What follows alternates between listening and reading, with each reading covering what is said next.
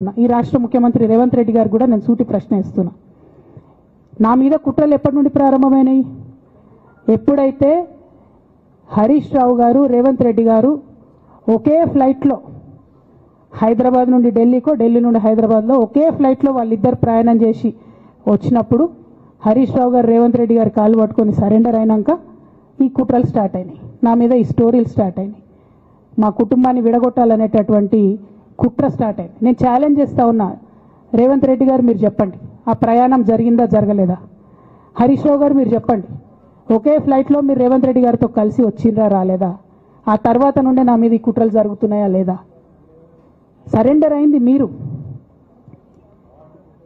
ప్రతి ఒక్క విషయంలో దాదాపు ఒక 7-8 ఇష్యూస్ ఉన్నాయి, ఇన్సిడెంట్స్ ఉన్నాయండి. అఫీషియల్ పిఆర్ఓ ట్వీట్ చేస్తాడు, Congress party official PRO tweet చేస్తాడు, ముఖ్యమంత్రి గారు పిఆర్ఓ, ఈ పాల వ్యాపారంలో అవినీతి జరిగిందని. తెల్లారి 2-3 పేపర్లలో వస్తుంది, 3వ రోజుకి మాయమైపోతుంది. అదే కేటీఆర్ గారినేమో 3 సార్లు విచారణ పేరుతో పిలిచి వేధిస్తారు. అంటే కేసీఆర్ కుటుంబం నికార్స్గా బరిగీసుకొని కాంగ్రెస్ పార్టీతో రేవంత్ రెడ్డి కొట్లాడుతున్నాం కాబట్టి మా మీదనేమో కుట్రలు జరుగుతాయి, మా మీదనేమో కేసులు పెడతారు. మీ మాత్రం 1 or 2 days హెడ్లైన్స్ వస్తే తర్వాత న్యూస్ గాయబవుతుంది. ఎన్ని జరగలే చెప్పండి హరీష్ రావు గారి విషయంలో? ఫస్ట్ పాల వ్యాపారం మీద ఏమొచ్చినాయి ఆరోపణలు? ఆనాడు బీఆర్ఎస్ పార్టీ గవర్నమెంట్లో SC ST BC హాస్టళ్లకు Harish Rao గారి పాల వ్యాపారం నుంచి పాలు సప్లై చేసిరనే ఆరోపణలు అయోధ్య రెడ్డి గారు ట్వీట్ చేసిరు. గతం 2 రోజులు పోయింది ఆరోపణ. ఎందుకు? సరెండర్. నెక్స్ట్ ఒక అభియోగం చేసిరు ముఖ్యమంత్రి గారు, రంగనాయక్ సాగర్ దగ్గర ఆయన ఫామ్ హౌస్ ఉంది, అది ప్రభుత్వ భూమి, కబ్జా చేసిండని. 1 day headline, 3rd day news గాయబ్. No case, nothing. కేటీఆర్ పరిస్థితి ఏంటి? ఎన్ని కేసులు పెట్టిరు కేటీఆర్ అన్న మీద? ఎన్నిసార్లు పిలిచిండు విచారణకు? ఇవన్నీ పక్కన పెడదాం, నిన్నటి లేటెస్ట్ ఇష్యూ మాట్లాడదాం. కాళేశ్వరం కానీ ఇంకోటి కానీ ఏ ప్రభుత్వంలో అయినా పొలిటికల్ పాలసీ చేసేవాళ్ళు, విధానపరమైన నిర్ణయాలు తీసుకునే వాళ్ళు ముఖ్యమంత్రులు ఉంటారు. కింద ఉన్నటువంటి మంత్రులు దాన్ని ఎగ్జిక్యూట్ చేయాలి.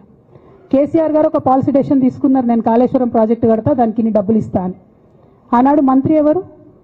ఎగ్జిక్యూషన్ చేయాల్సింది ఎవరు? 2014 నుంచి 2018 వరకు తుమ్మిడిహెట్టి దగ్గర నుంచి మేడిగడ్డకు స్థలం మార్చినప్పుడు మంత్రి ఎవరు? ప్రాజెక్టులు డిసైడ్ చేసినప్పుడు మంత్రి ఎవరు? అన్ని మీటింగ్లు, టెక్నికల్ ఇష్యూస్ చూసుకోవాల్సింది ఎవరు? ఇవన్నీ రేవంత్ రెడ్డి గారు మాట్లాడారు. నేను మొత్తం అసెంబ్లీ స్పీచ్ చూడరు మీరు, వీళ్ళ మ్యాచ్ ఫిక్సింగ్ అనేది మీకు తెలిసిపోతుంది. ఏం మాట్లాడరు ఆయన. ఎంతసేపు కేసీఆర్ కాళేశ్వరం కట్టిండు, కేసీఆర్ కుటుంబం 1,00,000 కోట్లు తిన్నది. అరే 2007 నుంచి ఇప్పటివరకు కాళేశ్వరం 1,00,000 కోట్లు కూడా ఖర్చు కాలే. 1,00,000 కోట్లు ఖర్చు కాని ప్రాజెక్టులో 40 లక్షల ఎకరాలకు నీళ్ళీయంగా కూడా 1,00,000 కోట్ల అవినీతి అయింది అంటారు రేవంత్ రెడ్డి గారు. దాన్ని మళ్ళీ ఓన్లీ కేసీఆర్ గారి గురించి చెప్తారు, హరీష్ రావు గారి గురించి మాట్లాడరు. ఎందుకంటే ఇంటర్నల్ అండర్స్టాండింగ్ ఉంది వీళ్ళిద్దరికి. నేను రామన్నను ఒకటే రిక్వెస్ట్ చేస్తున్నా, అన్న ఇవాళ మీతో బాగున్నట్టు వాళ్ళు నటించవచ్చు, హరీష్ అన్న కావచ్చు, సంతన్న కావచ్చు, కానీ వాళ్ళు మన మంచి కోరుకునే వాళ్ళు కాదు, వాళ్ళు తెలంగాణ ప్రజల మంచి కోరుకునే వాళ్ళు కాదు, వాళ్ళు కేసీఆర్ గారి మంచి కోరుకునే వాళ్ళు కాదు. వాళ్ళను మీరు దూరం పెట్టి రాజకీయంగా తెలంగాణ రాష్ట్ర సమితిలో ఇప్పుడు బీఆర్ఎస్లో పనిచేస్తున్నటువంటి హార్డ్ కోర్ కార్యకర్తలను దగ్గరికి తీసుకొని, ప్రజా ఉద్యమాలు తీసుకొని ప్రజల దగ్గరికి పోతేనే మన పార్టీ బతుకుంటుంది, నాన్న పేరు బాగుంటుంది. ఇవాళ నాన్నకు సిబిఐ అనేటటువంటిది వచ్చిందంటే అది కేవలం హరీష్ రావు గారు, సంతోష్ రావు గారి అవినీతి వల్లనే వచ్చిందని మళ్ళొకసారి నేను గంటాపదంగా చెప్తున్నాను. ఇంకా గమ్మత్ ఏంటంటే ఇదే హరీష్ రావు గారు వాళ్ళ ఫాలోవర్స్ అంతా నిన్నటి నుంచి చెప్తున్నారు, హరీష్ అన్న చాలా కష్టపడ్డాడు, డే 1 నుంచి ఉన్నాడు అని. డే 1 నుంచి లేడండి. చాలామంది రిపోర్టర్లకు తెలుసు, సీనియర్ రిపోర్టర్లకు డే 1 నుంచి లేరు. పెద్దసారు టీడీపీ నుంచి బయటకు వస్తుంటే, మామయ్య మనకెందుకు, డిప్యూటీ సీఎం మనం ఎందుకు రాజీనామా చేయాలి, ఈ ఉద్యమం ఏమవుతుందో, ఈ పార్టీ ఏమవుతుందో మనకు రిస్క్ ఎందుకని ఆనాడు ఈనాడు పేపర్లో వచ్చింది. 1,50,00,000 రూపాయలు తీసుకొని వ్యాపారం చేసుకుందామని హరీష్ రావు గారు ఎక్కడికో పోయిందని కూడా వచ్చింది. కటింగ్ కోసం దొరికినప్పుడు ఎప్పుడో ట్వీట్ చేస్తుందని నేను. బీఆర్ఎస్ పార్టీ ఆనాడు టీఆర్ఎస్ పార్టీ పెట్టినాక 9-10 నెలల తర్వాత వచ్చింది హరీష్ రావు గారు. డే 1 నుంచి లేరు. నమ్మకం లేకుండా ఆయన పార్టీ నిలబడుతుందో ఉంటుందో పోతుందో అని. ఓకే అయిపోయింది. రాగానే సారు పెద్ద హృదయం కాబట్టి క్షమించిరు, దగ్గర తీసుకున్నారు, ఎమ్మెల్యే కాకముందే మంత్రి ఇచ్చిర్రు, అన్ని రకాలుగా ఆదరించిరు, అన్నీ చేసిండ్రు. ఎప్పుడైతే పార్టీకి ఒక్క క్షణం చెడ్డ పేరు వచ్చిందో ఎక్కడ పోయిండండి ఈయన? చక్కగా పోయి వైఎస్ రాజశేఖర రెడ్డిని కలవలే? మీ అందరికి గుర్తులేదా ఆ ఫోటో? సీనియర్ నాయకులందరికీ బాగా మాట్లాడతారు, అన్ని దగ్గర ఉన్నా, నేనే ఉన్నా, నేను ఎక్కడ లేను. నిన్న పాపం చాలా మంది ఈ కొత్త కొత్త సోషల్ మీడియా పిల్లలు ఉన్నట్టు వాళ్ళకి హిస్టరీ తెలియదు అనుకుంటా, అందుకే చెప్తున్నా ఇవాళ. అదేవిధంగా నేను పెద్ద ట్రబుల్ షూటర్ అంటారు. ట్రబుల్ షూటర్ కాదు, ఈజ్ అ బబుల్ షూటర్. ఆయన ఏంటంటే ట్రబుల్ ఆయన్నే క్రియేట్ చేస్తాడు, చేసి నేనే సాల్వ్ చేసినట్టు నటిస్తాడు. నేను లేటెస్ట్ ఎగ్జాంపుల్ చెప్తా పట్టురు. నేను మొన్న దాసోజు శ్రవణ్ అన్న ఎలక్షన్ ఎమ్మెల్సీ ఎన్నికలలో బీఆర్ఎస్ పార్టీ డిసైడెడ్ ఒకటే క్యాండిడేట్ని పెడదామని. కానీ హరీష్ రావు గారు ఇంటర్నల్గా బీజేపీ వాళ్ళతో మాట్లాడుకొని ఏం చెప్తారంటే, మీ దగ్గర నుంచి ఒక క్యాండిడేట్ని ఇవ్వండి, నేను మామయ్యని కన్విన్స్ చేసి రెండో క్యాండిడేట్కి పెట్టిస్తా అంటే he wants to create a trouble.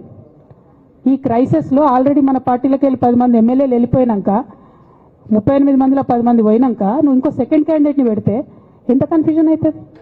ఎవరెవరు ఎటెట్ ఓట్లు వేస్తారు? అంటే హార్స్ ట్రేడింగ్కి ఈయన ట్రబుల్ షూటర్ గారు ట్రబుల్ని ఓపెన్ చేస్తారు అన్నట్టు.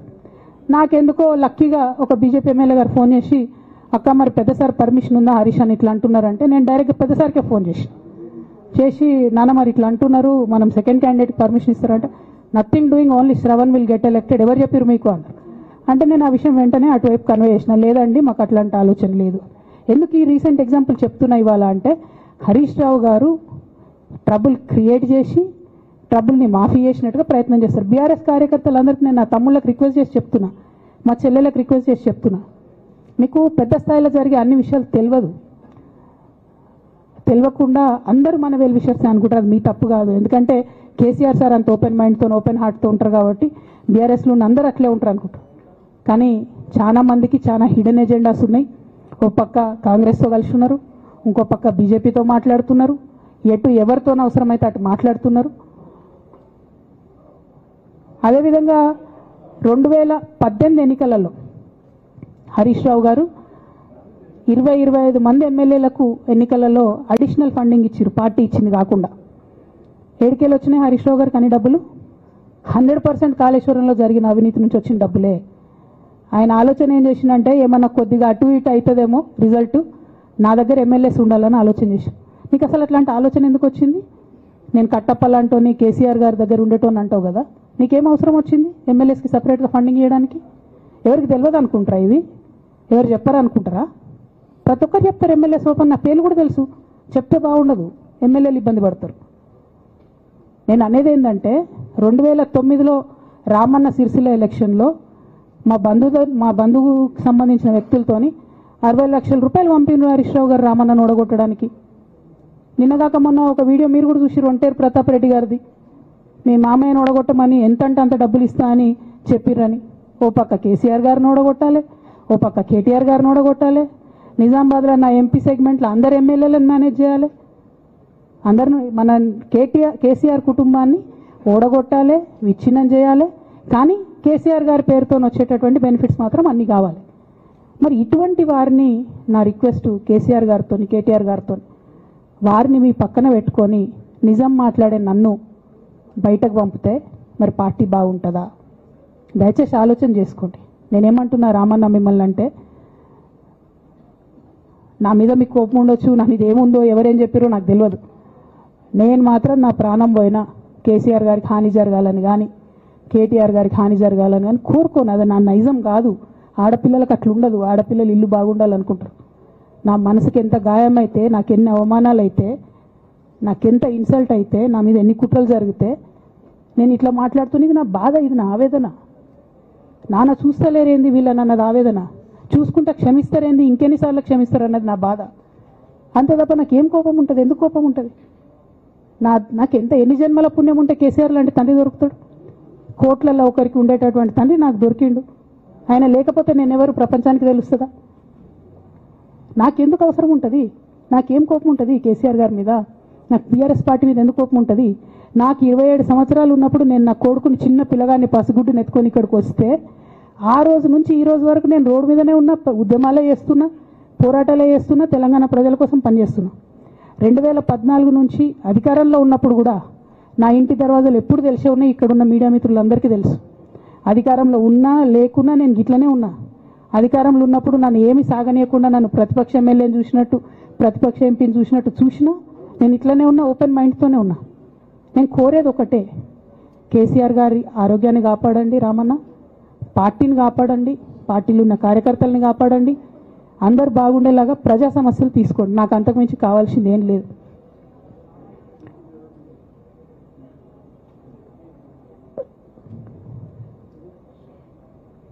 కానీ మొన్న అసెంబ్లీలో